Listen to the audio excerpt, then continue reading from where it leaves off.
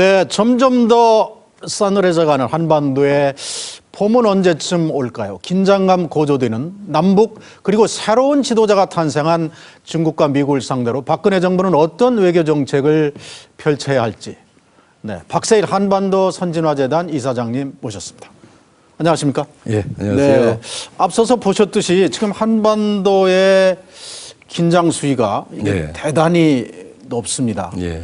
자, 통일론자이시잖아요, 대표적인. 예. 자, 통일운동의 입장에서는 이 한반도의 위기 어느 정도 심각하게 보시는지요?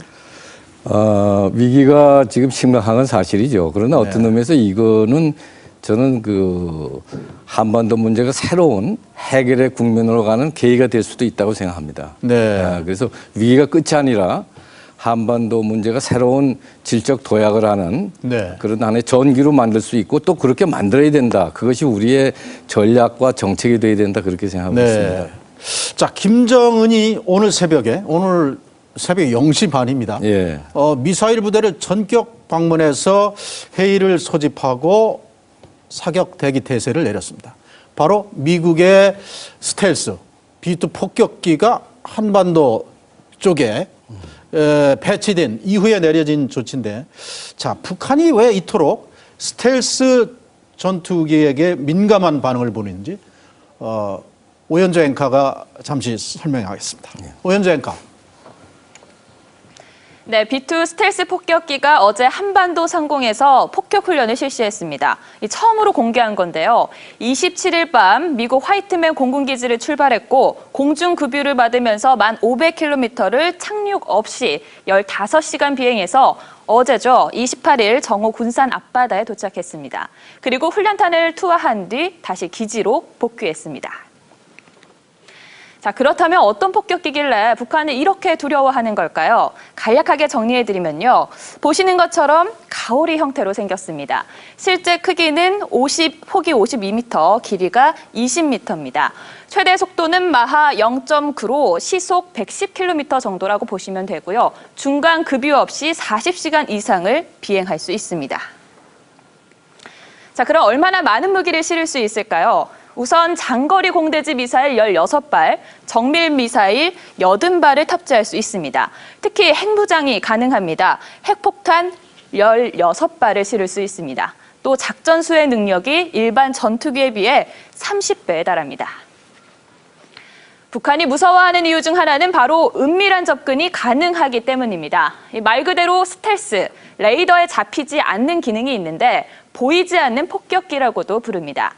자, 지난주 한반도에 출격했던 B-52와 함께 비교해 볼게요. 자, B-52는 레이더 탐지 면적이 100제곱미터입니다. 그러나 B2 스텔스 폭격기는 0.1제곱미터만 포착되는데요.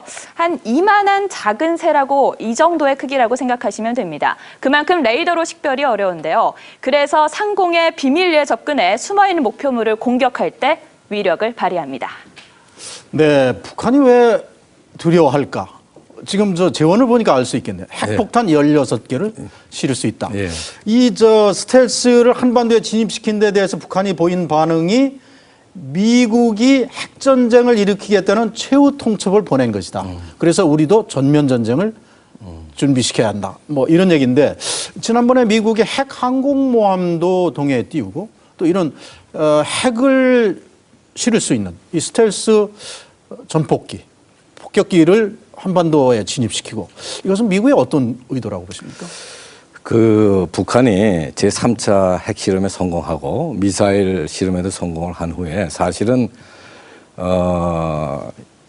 북한 핵을 그 실전에 배치하는 건 이제 시간 문제다 이렇게 볼 수도 있습니다. 네. 그렇게 되면은 북한의 핵 위협에 대해서 그동안에 우리 남한이 대한민국이 억제할 수 있던 수단이 주로 이제 미국의 핵우산, 네. 그다음에 이제 소위 확장 억제 정책이라는 게 있는데 네. 그것으로 대단히 불충분해지지 하지 않겠느냐 하는 문제의식이 우리 대한민국에 많이 있습니다. 그래서 네. 우리 사회 일각에서 독자적인 핵무장이라든가, 물론 조건부 핵무장이 되겠습니다만, 그다음에 전술핵 나갔던 걸 다시 재배치한다는 문제 등등이 논의되고 있기 때문에 미국 입장에서는 미국이 한미 동맹에 확고하고 북한의 하지 못한 행동이 있을 때 미국이 확실하게 이걸 견제하겠다 하는 의지를 보여주는 것이 네. 자기들도 대단히 중요하다 이렇게 판단했으리라고 생각합니다. 네. 자, 이 같은 의지와 또 전력을 갖추고 있는 미국을 상대로 자, 김정은 정말 네. 전쟁을 하겠다는 겁니까? 그리고 전쟁을 수행할 능력이 있습니까? 미국과. 수행할 능력도 없고 제가 볼 때 전면적 도발은 어렵습니다. 거의 불가능한데 네. 부분적인 도발은 앞으로도 할 수 있다 이렇게 생각합니다. 사실은 네. 북한이 핵을 실전에 배치한다면 핵 그 자체를 사용해서가 아니라 핵을 배경으로 해서 여러 가지 그 핵 위협, 핵 공갈을 네. 할 수 있다 하는 면이 이제 새로운 국면이 됩니다. 그래서 네. 그 부분에 대해서 우리가 어떻게 할 것이냐가 지금 우리 대한민국이 고민할 부분이 되겠습니다. 네. 자, 미국이 이 같은 막강한 전력을 한반도에 투입하는데도 불구하고 참 이례적입니다. 중국이 침묵을 하고 있습니다. 네. 이게 어떤 북한의 변화를 유도하는 데 있어서 미국과 중국 간의 어떤 암묵적인 동의 같은 게 있을까요? 암묵적인 동의가 있는지는 모르겠지만 네. 제가 볼 때 중국의 대북 정책, 중국의 한반도 전쟁이 지금 고민하고 있습니다. 네. 지금까지는 중국의 한반도 정책의 소위 전통파라고 그럴까요? 네. 하는 중국의 주류 세력은 이건 변방 속국이다 어떤 의미에서 그래서 자기들의 영향력을 계속 유지 강화해야 되겠다 하는 것이 기본 전략이었는데 네. 최근에 와서 그것이 무리가 아니겠느냐. 네. 남한 주도의 통일을 어떤 의미에서 수용을 하고 통일된 한반도와 더불어 동북아를 만들어 나가는 것이 사실은 중국에 더 이익이 되지 않겠느냐 하는 소위 국제파가 등장하고 있습니다. 네. 아직은 소수입니다. 네. 그런데 이거는 제3차 핵 위기 후에 훨씬 더 증가하고 있습니다. 네. 그래서 그런 그 중국 안에서도 정책 논의가 상당히 활발하게 진행되고 있고 아직은 전통적인 입장, 네. 북한을 영향권 안에 두겠다는 게 주류지만 네. 지금 그것만 갖고는 곤란하다라고 하는 소위 비주류 국제파 의견이 상당히 등장하고 있기 때문에 그런 지금 과도기에 네. 있다 이렇게 보는 것이 옳습니다. 네. 그 오바마 대통령이 이 중국이 정말 이제 변한 것 같다. 뭐 이런 분석을 했거든요. 그리고 실제로 중국이 유엔 제재 결의에 동참을 하고 그 다음에 북한에 대한 원유를 끊고 그리고 특히 이렇게 주목되는 게 중국 단독의 북한 은행을 폐쇄시켰습니다. 자, 북한 은행을 폐쇄시켰다. 이건 어떤 의미로 봐야 될까요? 글쎄, 저는 아직은 중국이 네. 과거와 좀 다른 지금 모양을 보입니다. 네. 특히 이 중국이 제3차 핵 실험 이후에 네. 굉장히 실망한 것 같습니다. 북한에 대해서. 네. 그리고 자기들이 굉장히 마음의 상처를 받았다. 그래서 잘 아시지만 북한 공산당 당교 교수가 쓴 최근에 글 같은 거 보면 북한을 중국이 버리는 게 좋겠다 하는 주장까지 나옵니다, 사실은. 그렇죠. 그럴 정도로 여러 가지 불편함을 보이고 네. 그 불편함을 이번에 이렇게 압박 형태로 보여주는 것이지 네. 아직도 북한의 현 체제를 완전히 그럼 새로운 북한을 정상국가로 만들어서 한반도 통일로 향하는 길을 한 발짝 성큼 놓겠다. 거기까지는 아직 갔다고 보기엔 이르다. 그렇습니까? 네, 저는 그렇게 보고 있습니다. 자, 그런데 최근에 워싱턴 포스트 보도 이걸 보면 오바마의 시각과는 조금 거리가 있는데 뭐라고 하냐면 중국은 북한 핵 개발 포기에 관심이 없고 북한 체제의 붕괴 여기에 관심이 있다. 네, 북한 체제가 붕괴하지 않는 것이 그렇죠. 미국의 이익에 도움이 된다. 이런 얘기를 했거든요. 정말 중국의 속셈은 어디에 있는 거예요? 중국은요, 아까도 말씀드렸지만 예. 아직은 북한 체제 변화까지 가 있지 않습니다. 네. 북한 체제 변화를 수용하려면은 대단히 중요한 게 한국이 자기 입장을 정해야 됩니다. 네. 그리고 통일된 후에 한반도가 중국과의 관계가 어떻게 될 것이다. 네. 통일된 한반도의 주한 미군의 위치는 어떻게 될 것이다. 네. 이런 문제에 대해서 대단히 안심할 수 있는 그런 청사진이 제시될 때 네. 그럴 때 아마 중국도 한반도의 통일을 어느 정도 수용할 수 있지. 아직은 북한 체제 변화, 더 나아가서 불안정한 통일 후가 확실치 않는 네. 한반도를 지금 통일을 이대로 지금 이 상태에서는 수용한다고 볼 수가 없습니다. 네. 그래서 그런지 워싱턴 포스트지가 특히 남한 주도의 통일 이것은 어떤 조선족이라든지 북한 난민 이것이 중국에 대량 유입되는 그럼 중국의 위기 사태를 몰고 오기 때문에 특히 중국이 북한의 붕괴에 대해서 우려하고 있다. 예, 뭐 이런 시각이거든요. 그래서 중요한 게 네. 지금 세계 이제 과거와 달라지고 있습니다. 동북아에 새로운 질서가 지금 형성 중인데 과거에는 강대국 간의 관계가 한반도를 결정했어요. 한반도의 관계를. 네. 그런데 지금 한반도에서의 선택이 제가 볼 때 강대국 간의 관계를 결정하는 그런 단계로 발전했습니다. 그래서 네. 사실은 중요한 게 네. 우리 대한민국의 결단입니다. 네. 대한민국 우리 새로운 박근혜 대통령과 대한민국 국민의 결단이 중요하고 우리가 통일하겠다. 북한을 정상국가로 만들어 통일하겠다는 의지를 확실히 밝히면은 네. 그다음에 중국을 안심시킬 수 있는 문제에 대해서 우리의 입장을 정리해서 줄 수가 있습니다. 주한미군 네. 통일 후에도 주한미군을 어디다 둘 것이냐 북한까지 갖고 갈 것이냐 그건 중국으로서는 대단히 곤란합니다. 네. 그래서 주한미군은 북한까지 안 간다. 남한에 두는 걸로 한다. 네. 또 난민의 문제 우리가 문제를 풀겠다. 네. 도리어 우리가 들어가서 북한을 안정화시키면서 더 이상 난민의 발생을 막아주겠다. 네. 이런 구체적인 우리의 입장을 정리하고 그거를 중국과 사실은 공식적 비공식적 전략 대화를 통해서 끊임없이 얘기가 진행이 돼서 네. 어느 정도 중국도 한반도 통일, 남한 주도의 통일에 대해서 수용할 수 있을 정도까지 만드는 거는 우리의 입장입니다. 한반도 통일이 중국에도 도움이 된다. 그렇죠. 이런 걸 인식시키는 것. 지금처럼 그냥 북한에 저런 불량 국가, 어떤 불법 국가, 전쟁 국가를 그대로 두고는 네. 중국의 이익이 되는 동북아의 평화가 유지될 수가 없다. 네. 도리어 한국 주도의 통일을 수용하게 함으로써 도리어 한반도가 더 안정되고 발전할 수 있다. 네. 그것이 중국에도 이롭다. 그리고 네. 통일된 한반도가 돼야지 만주의 개발이라든가 네. 극동의 개발로 나가서 동북아의 새로운 경제 공동체를 만들 수 있다. 이런 비전을 가지고 중국을 설득할 수 있느냐 없느냐는 우리의 능력이고 네. 우리의 능력이 설득됐을 때 중국에서 아까 말씀드린 그 국제파들이요. 네. 한반도 통일을 수용하겠다는 국제파들이 훨씬 더 목소리를 높일 수 있고 전통적으로 북한을 자기 지배하에 두겠다고 하는 과거 세력은 상대적으로 힘을 놓게 된다. 네. 지금 그 과도기에 있는데 중요한 건 우리의 입장입니다. 우리의 입장이 확고할수록 앞으로 한반도의 역사는 우리가 만들어갈 수 있다. 저는 그렇게 보고 있습니다. 자, 지금 모든 전제 그리고 목표를 이제 통일에 두고 계신데 그럼 지금 이 자리에서 왜 우리는 반드시 통일을 이루어야 되는가? 그것이 왜 선진화의 길인가? 그걸 한 말씀 듣고 가겠습니다. 이렇게 말씀드릴 수 네. 있겠죠. 우리는 그동안 통일하지 않고도 살아왔습니다. 네. 어떤 의미에서는. 그런데 지금은 통일하지 않고는 이제 한반도는 대단히 어려운 국면으로 간다. 첫째가 네. 지금 북한은 체제가 실패하고 있고 중국은 우길승천하고 있습니다. 그리고 중국의 북한에 대한 영향력이 빠른 속도로 증가하고 있습니다. 네. 근데 우리가 통일 문제에 대해서 소극적으로 나서면은 결국 북한의 중국화가 불가피해질 것입니다. 그걸 어떤 학자는 제2의 티베트화라고도 하고 어떤 학자는 제2의 만주국을 중국이 북한에 만든다고도 합니다만은 여하튼 네. 빠른 속도로 중국의 영향권 안에 북한이 들어가면은 네. 그러면 결국은 우리 분단은 고착화되고 그다음에 한반도의 통일은 어려울 뿐만이 아니라 동북아는 새로운 냉전의 시대로 들어가기 때문에 우리는 선진화도 통일도 둘 다 어려워지는 대단히 어려운 국면으로 간다. 네. 이 문제를 우리가 확실하게 이해해야 된다 이렇게 보고 네. 있습니다. 그래서 이제 중국의 역할이 그만큼 중요한 건데 박근혜 대통령이 시진핑 주석과도 남다른 그런 인연을 맺고 있고 뭐 지난번에 수교 이후 처음으로 양국 정상 간에 뭐 전화 통화도 이루어졌다고 그러는데 자, 박근혜 정부의 대중국 외교 전략이라 할까요? 어떤 방향으로 가야 됩니까? 저는 지금 네.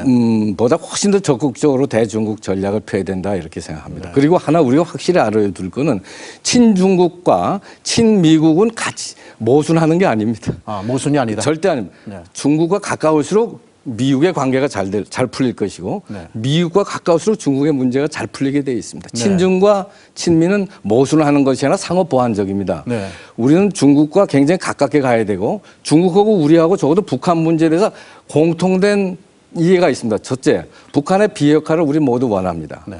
두 번째, 북한의 개혁 개방을 우리 모두 원합니다. 중국도 원하고 우리도 원합니다. 미국도 원합니다, 물론. 그다음에 평화 통일을 중국도 우리도 다 원하고 있습니다. 네. 이 세 가지를 우리가 공통의 목표를 갖고 저는 중국과 우리 대한민국이 협력하고 협조할 내용이 대단히 많다. 네. 비핵화를 원하고 평화 통일을 원하고 개혁 개방을 원한다면은 그건 우리가 당연히 중국과 힘을 합쳐서 우리가 한반도의 미래를 만들어갈 수 있고 그러기 위해서는 네. 정치 지도자들이 공식적, 비공식적 빠른 시일 내에 많은 형태, 다양한 형태의 중국과 한국 간의 전략적 대화가 많이 일어나야 되겠다. 서로 네. 상호 이해가 깊어지면은 제가 동북아의 평화는 훨씬 빨리 오고 북한의 핵 문제라든가 이런 거는 북한의 또 미래 문제라든가 하는 건 빨리 풀려나갈 네. 것이다. 이렇게 보고 있습니다. 자, 그러면은 한반도 외교안보의 가장 중요한 축이랄까요? 한미 동맹. 그런 면에서 오늘 5월에 박근혜 대통령이 미국을 방문해서 한미 정상회담을 갖게 되는데 그 자리에서 어떤 문제가 핵심적으로 논의돼야 됩니까? 아마 불가피하게 당연하죠. 이제 북한의 핵 억제력에 대해서 한미가 어떻게 협력할 것이냐, 한미 군사 동맹을 어떻게 강화해서 조금 더 대한민국의 안보에 위해가 되지 않도록 어떻게 할 것이냐 이런 것이 많이 논의될 것입니다. 당연히. 네. 그리고 그 외에도 아마 이제 불가피하게 원자력 협정 문제, 재협정 문제가 논의될 거고 난 그런 데서는 우리가 확실하게 네. 평화적 제철이나 평화적 농축 문제는 우리가 주장해야 된다고 생각합니다. 미국에 네. 대해서. 그 다음에 이제 TPP라고 해서 이제 미국이 태평양 지역을 하나로 묶는 경제 공동체를 구상하고 있는데 아마 그런 것을 미국 쪽에서 우리한테 참여를 요구할지 모르겠고 네. 제가 보기엔 또 우리로서는 한미 지금 연합사 문제 이 문제를 우리가 아마 충분히 다시 논의해야 되지 않을까 이런 거를 박 대통령이 끄집어내서 왜 조금이라도 한반도 대한민국의 국민의 생명과 재산에 위해가 될 수 있는 북핵 위협은 사실은 없애야 됩니다. 그런데 네. 지금 현재의 미국의 핵 우산 가지고 대단히 불충분한 부분이 있기 때문에 네. 보완하는 의미에서 한미연합사 해체를 연기하는 건 대단히 중요한 깊이 고려해 볼 난 정책 과제라고 생각하고 그런 문제에 대해서 충분히 대한민국의 입장을 주장하는 것이 전 필요하다 이렇게 생각하고 있습니다. 그런데 이제 박근혜 정부의 가장 당면한 문제는 역시 대북 관계 아니겠습니까? 일단은 자 박근혜 대통령 한반도 신뢰 프로세스 이 대북 기조를 가지고 출범을 했는데 자 이런 엄중한 북한의 안보 위협 속에서 박근혜 정부의 대북 정책 방향 참 잡기 힘이 들 것 같은데 어떻게 가야 합니까? 이렇게 지금까지 대한민국의 대북 정책이 예를 들어서 유화파라든가 압박파 둘로 나눠져 있었습니다. 그렇죠? 네. 좀 압박을 하자. 한쪽은 좀 유화로 해서 교류 협력을 통해서 문제를 풀자 했는데 두 개가 다 실패했습니다. 네. 왜 실패했느냐? 목표가 잘못됐기 때문입니다. 어떻게 지금까지는 유화파나 강경파의 목표는 분단의 현상 유지였습니다. 네. 지금 현재 분단을 그대로 유지 관리하는 게 목표였고 방법을 교류 협력을 통해서 할 거냐 아니면 압박을 통해서 할 거냐의 차이뿐이었는데 이제는 더 이상 분단을 유지해 나간다면은 관리해 나간다면 북한은 빠른 속도로 중국화될 것입니다. 우리가 그걸 막기 위해서도 그렇고 지금까지의 모든 정책은 분단을 유지하는 유지가 정책이었다. 기본적으로 진보 정부든 보수 정부든 거기에는 공통점이 있었는데 네. 이제 그 단계가 지났다. 이제는 북한을 변화시키는 거, 네. 구체적으로 북한을 정상국가로 만드는 거. 그래서 통일의 길을 여는 거. 그래서 일단 북한을 정상국가로 만들지 않고는 핵 문제도 못 풀고 네. 북한의 중국화 문제도 못 풀고 우리는 북한의 아마 핵 인질이 될 위협이 대단히 높습니다. 네. 그래서 이런 모든 문제를 풀려면 북한을 변화를 목표로 해서 정책을 해 나간다면 북한의 당국자들과의 관계를 어떻게 할 것이냐도 중요하지만 네. 북한의 주민들, 북한의 동포들이 제가 볼 때는 우리의 희망이어야 됩니다. 이 북한의 국가 정상화, 정상국가화나 북한의 통일 과정에서 주체는 북한에 살고 있는 우리 동포들이 돼야 하기 때문에 네. 북한 동포들에서 우리는 어떤 정책을 할 것이냐, 어떤 희망의 메시지를 드릴 것이냐, 어떻게 같이 희망의 미래를 만들 것이냐에 대해 좀 더 고민해야 됩니다. 네. 단순히 북한 당국을 어떻게 대할 것이냐 하는 것이 아니라 그리고 북한 당국을 대할 때도 우리가 교류 협력하는 건 좋으나 교류 협력은 북한의 변화를 네. 조건으로 한 교류 협력이지 북한의 현 체제를 강화하는 형태의 교류 협력은 안 됩니다. 그건 네. 확실하게. 그래서 반드시 상호주의, 북한이 좀 더 정상국가로 나가는 모습이 보여질 때 또 네. 그런 것과 연계해서 교류 협력은 저는 해도 된다고 생각합니다. 네. 근데 이제 당장의 문제. 예. 만약 그런 장기적인 프로세스가 만약에 북한이 바로 도발을 감행한다면 지금 북한이 쓰는 여러 가지 성명을 보면은 뭐 당장이라도 도발 가능성이 있는데 그 도발에 대해서 김관진 국방장관은 원점 타격을 하겠다.